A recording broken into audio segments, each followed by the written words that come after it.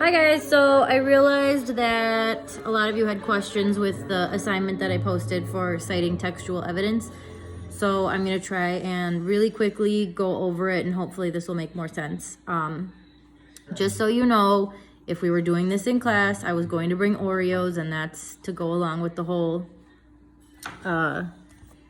Oreo model. So the intent was there. Okay, so what you're gonna do is, if you look at, hold on, well, let me flip the screen. Okay, bear with me.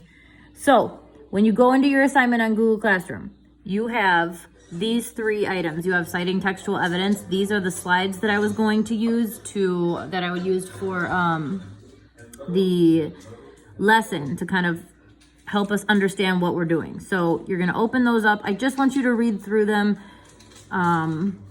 There are some questions at the bottom that will help you to understand it if you actually go through each one. And let me try and find one. Like these, sweet or sour. So sweet would mean that it's correct. Sour would mean that it is incorrect. Or not, that it isn't using textual evidence. There are some links in some of these. So for example, I'm using the story of the Three Little Pigs. So if you're not familiar with it, there's a link to the story there. After you are done with that, you should go in and open up it says Oreo evidence paper analysis task cards. For this, you're gonna need to open up the research, and I know that I spelled it wrong here. I was really in a hurry. So you're gonna open up the task cards and the model paper at the same time. They go with each other. So the first, I am off center, aren't I? Okay. So as you go through, when it's asking you, so task card number 1 says, what is the main point of the essay? The essay it's talking about is this very first Cookies and Cream, A Sweet Dream by Sammy Student. So you're gonna read this, and all of the questions that the task cards are asking you are going to go with this very first essay on here. So what is the main point of her essay? What texts are they citing? Locate the first citation that the author uses. How does the author introduce that detail? So how do they begin to tell us that they're going to use textual evidence?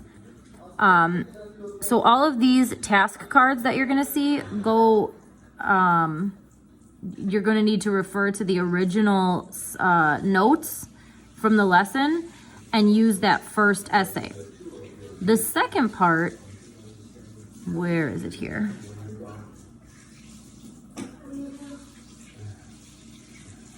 Okay, I'm losing it. Here we go. Okay, as you page down then, you have a second essay.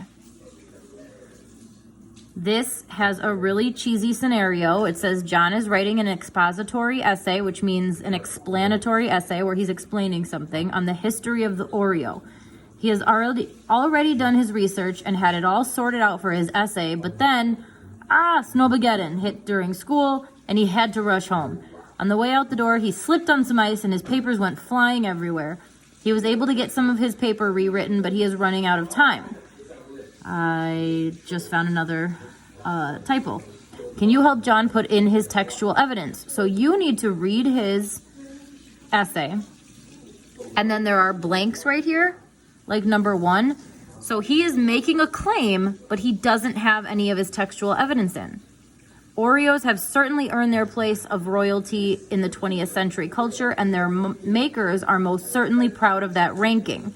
So he's making this claim, but he doesn't have textual evidence to support it. So at that point, you need to, where are we going here?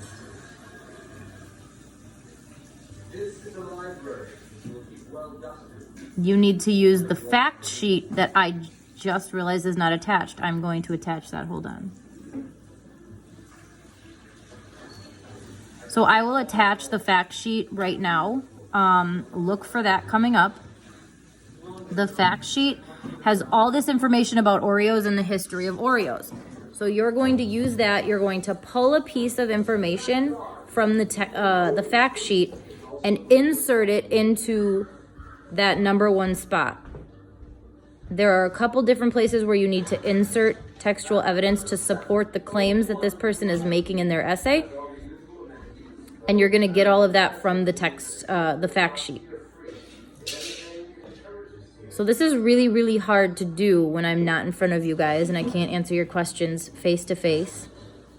So what I'm going to do is I'm going to encourage you to maybe upload a video. And if you have any questions or this isn't making sense, let's talk this way, because typing on Google Classroom isn't really, it's not effective. So I hope this makes more sense. I also have another project coming for you guys that I want you guys to do over the next couple of weeks. You're going to have two choices. And I will upload another video before I post that so that it makes more sense before I just expect you to understand it. So let me know if this helps, if you have any more questions.